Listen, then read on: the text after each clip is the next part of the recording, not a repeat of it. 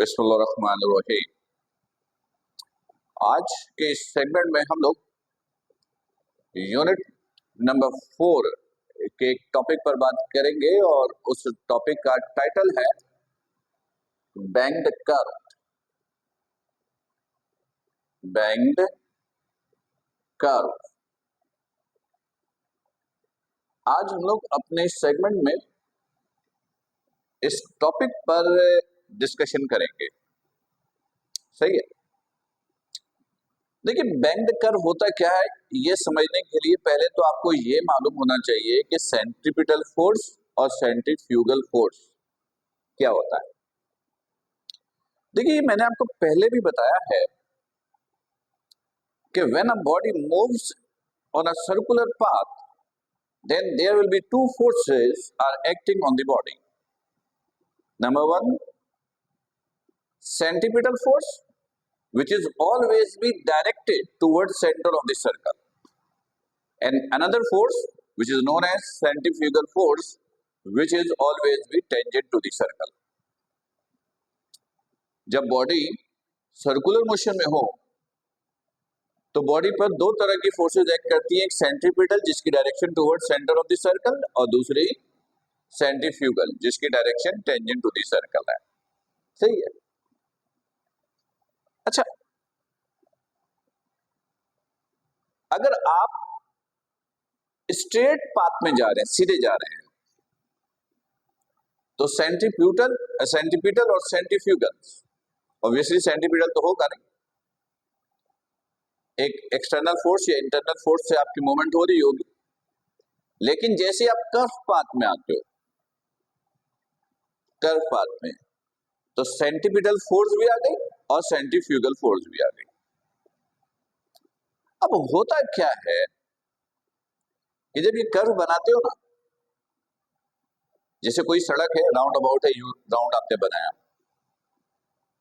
तो सरफेस का वो हिस्सा जो सर्कल के सेंटर की तरफ है, वो तो सेंटर के बड़े करीब होता है, और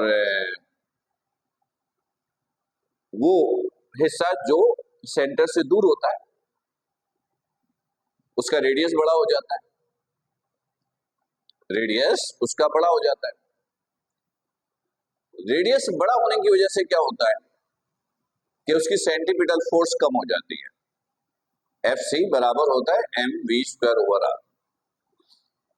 ये रोड है, तो रोड के दो किनारे होंगे, वो बैंक, वो किनारा जो सर्कल के सेंटर की तरफ है उसका रेडियस कम, और वो बैंक जो आउटसाइड है उसका रेडियस ज्यादा। तो जो आउटसाइड है उसके लिए सेंट्रीपिटल फोर्स कम हो जाती है, क्योंकि F बराबर होता है mv²/r, और इनसाइड सेंट्रीपिटल फोर्स ज्यादा रहती है। तो हम सेंट्रीपिटल फोर्स की value for out bank increase करने के लिए हम उसको ऊपर थोड़ा सा कर्व करते हैं, ऊपर थोड़ा सा मूव करते हैं, यानी सरफेस को हॉरिजॉन्टल रखने के बजाय जरा सा कर्व कर देते हैं। इससे क्या होता है? इससे होता यह है कि सेंट्रीपिटल फोर्स वो इंक्रीज हो जाती है और आसानी के साथ कोई बॉडी सर्कल में मूव कर सकता है, और वो पाथ जो किसी हाइट पर बनी हुई है जैसे ब्रिज, वो इक्विलिब्रियम में मेंटेन रहती है, वो इक्विलिब्रियम में मेंटेन रहती है। अगर सरफेस को कर्व नहीं करेंगे तो ये चांसेस होता है कि आउटसाइड में, यानी बैंक का जो अगला हिस्सा है, इनसाइड नहीं आउटसाइड वाला, वो लोड ज्यादा होने की वजह से, सेंट्रीपिटल फोर्स कम होने की वजह से वो अपनी इक्विलिब्रियम पोजीशन को खो सकती है। तो सेंट्रीपिटल फोर्स को इंक्रीज करने के लिए या बैलेंस करने के लिए कहिए, हम उसको थोड़ा सा कर्व करते हैं। जैसे कर्व करते हैं तो उसका लोड, यानी बॉडी का वेट, जो मुकम्मल तौर पर डाउनवर्ड डायरेक्शन में होती है, जैसे कर्व होता है तो उसका वेट कंपोनेंट्स में ब्रेक हो जाता है और पूरा वेट डाउनवर्ड डायरेक्शन में यानी मोशंस के दौरान इस्तेमाल नहीं होती। फिर समझिए, एक आसान सा लॉजिक दे रहा हूं ताकि कॉन्सेप्ट क्लियर हो। सेंटीपिटल फोर्स F बराबर है mv²/r। अगर एक राउंड अबाउट है तो उसके दो बैंक होंगे, एक इनसाइड एक आउटसाइड। इनसाइड का रेडियस ज्यादा तो सेंटीपिटल फोर्स, इनसाइड का रेडियस कम तो सेंटीपिटल फोर्स ज्यादा, आउटसाइड का रेडियस ज्यादा तो सेंटीपिटल फोर्स कम। तो उस सेंटीपिटल फोर्स को बैलेंस करने के लिए कि वो इनसाइड के सेंटीपिटल फोर्स से बैलेंस हो जाए, हम उसको हल्का सा यूं कर्व करते हैं, यूं कर्व करते हैं, ताकि बॉडी जब उसके ऊपर मूव करे या उस बॉडी का अपना वेट मुकम्मल तौर पर ग्रेविटेशनल फोर्स के इन्फ्लुएंस में ना रहे, उससे सेंटीपिटल फोर्स इंक्रीज हो जाती है। तो अभी हम लोग मालूम करेंगे कि अगर किसी सरफेस को कर्व कर दी जाए तो जो एंगल बनाएगा उसको कहेंगे बेंड एंगल, और जो वो कर्व होगा उसको कहेंगे बेंड कर्व। वो बेंड एंगल मालूम करने के लिए छोटा सा फॉर्मूला ड्राइव करेंगे। तो सिचुएशन देखिएगा, देखिए फर्स्ट कीजिए कि राउंड अबाउट यूं है, यूं यूं। तो राउंड अबाउट जब यूं होता है ना राउंड, तो ब्रिज का सरफेस कभी भी हॉरिजॉन्टल नहीं होता, आउट बैंक से जरा सा ऊपर उठा हुआ होता है। इसी को कहते हैं बैंक कर्व। जिस एंगल पर होगा उसको कहेंगे बेंड एंगल। तो अगर ये हॉरिजॉन्टल सरफेस से जरा सा ये उठ गया है तो ये सरफेस कैसा हो गया, इंक्लाइन। सरफेस कैसा हो गया, इंक्लाइन। इंक्लाइन यानी ये सरफेस है, ये हॉरिजॉन्टल सरफेस, ये इंक्लाइन, ये इंक्लाइन, इसको कहेंगे bend angle. This is theta. सही है। देखिएगा यहां पर एक बॉडी है, मास इसका m है, सेंटीपिटल फोर्स इस डायरेक्शन में एक्ट कर रही होगी, ये सेंटीपिटल फोर्स है।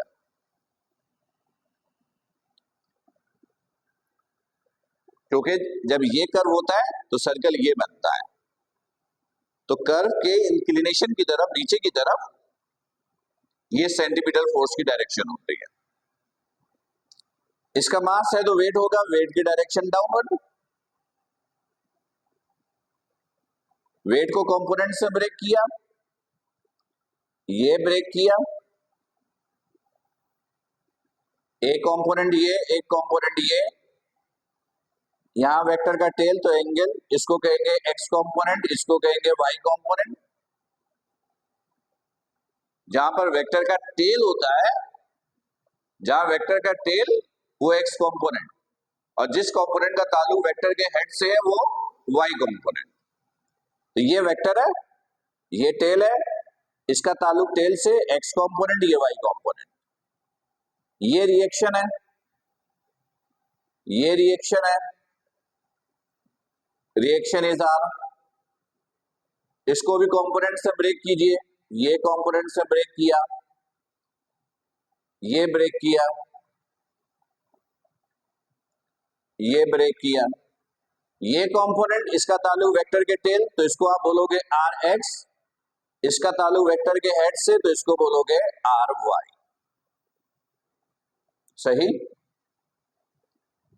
मैं इस फिगर को जरा दोबारा समझाता हूं। देखिए ये है, ये इंक्लाइंड है, यहां पर बॉडी है, ये सेंटीपिटल फोर्स, क्योंकि सर्कल ऐसे है, सर्कल ऐसे है, ये सेंटीपिटल फोर्स,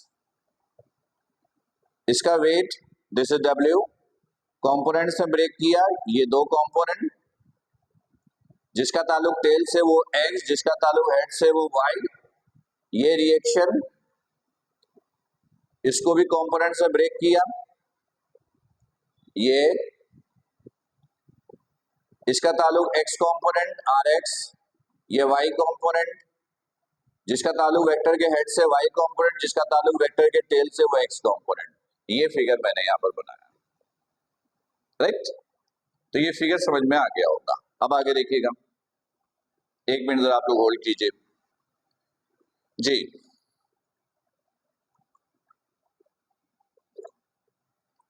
इसको मैं अरेज कर देता हूं। अब देखिएगा, अब याद है मैंने आपको बताया था कि जब दो वेक्टर पैरेलल होता है तो वो दोनों आपस में बराबर होता है। तो ये देखिएगा, ये आर वाई और ये एफ सी, ये दोनों आपस में क्या है, पैरेलल। ये और ये आपस में क्या है, पैरेलल। तो ये दोनों आपस में क्या होगा, बराबर। तो आपने लिखा here here R Y is equal to F C, R Y is equal to F C. R Y की जगह लिखा आर साइन थीटा और एफ सी की जगह लिखा M V square over R. This is equation 1, ठीक। इसके अलावा देखिएगा, ये दोनों एक दूसरे का ऑपोजिट है, आर एक्स एंड डब्ल्यू, तो ये भी आपस में बराबर, एक्शन रिएक्शन बराबर, मैग्नीट्यूड की बात कर रहे हैं। ये आर एक्स बराबर हुआ डब्ल्यू के, क्योंकि ये दोनों एक दूसरे के क्या है, ऑपोजिट। तो आपने लिखा आर एक्स बराबर है डब्ल्यू के, इसकी जगह आर कॉस थीटा, डब्ल्यू की जगह एम जी।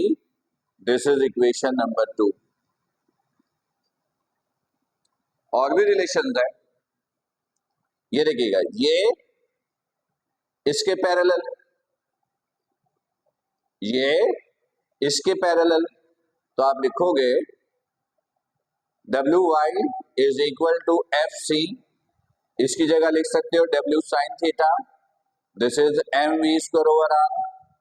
डब्ल्यू की जगह M G sine theta, this is M V square over R. M से M cancel,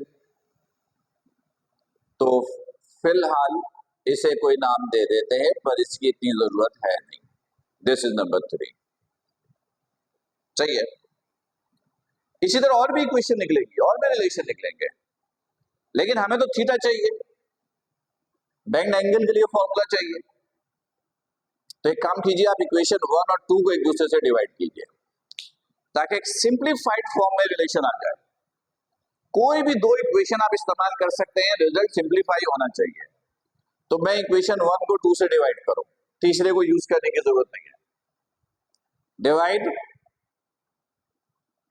equation 1 by equation 2। तो R sine theta over R cos theta is equal to M V square over R over M G. R से R cancel, sine theta over cos theta tan theta,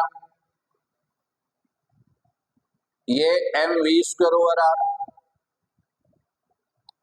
ये division में, इसको division में ऐसे ही लिखा 1 over M G, M से M cancel, tan theta is equal to V square over R G, V square over 10 को इस तरफ ले आइए, तो ये हो गया 10 inverse V square over R G. ये बेंड एंगल मालूम करने का फॉर्मूला आ गया, ये है बेंड एंगल का फॉर्मूला, राइट। मतलब ये हुआ कि जब आपके पास कोई कर्व पाथ हो, तो इनसाइड आउटसाइड रेडियस चेंज होने की वजह से सेंटीपिटल फोर्स में तब्दीली आती है। सेंटीपिटल फोर्स को बैलेंस करने के लिए, इंक्रीज करने के लिए आउटसाइड एज या बेंड को हम थोड़ा सा कर्व करते हैं, उस कर्व को कहते हैं बेंड कर्व, और वो एंगल के डिटर्मिनेशन आप इस फॉर्मूले से कर सकते हो, राइट। तो ये था टॉपिक आपके पास बेंड कर्व का। उम्मीद है इसका कॉन्सेप्ट क्लियर होगा। फिर भी कोई कंफ्यूजन हो तो आप लाइव सेशन में आप मुझसे डिस्कस कीजिए। मेरा व्हाट्सएप नंबर भी आपके पास है, आप पे उस पे भी मैसेज करके अपने कंफ्यूजन को डिस्कस कर सकते हैं। अपना ख्याल रखिएगा। अस्सलाम वालेकुम।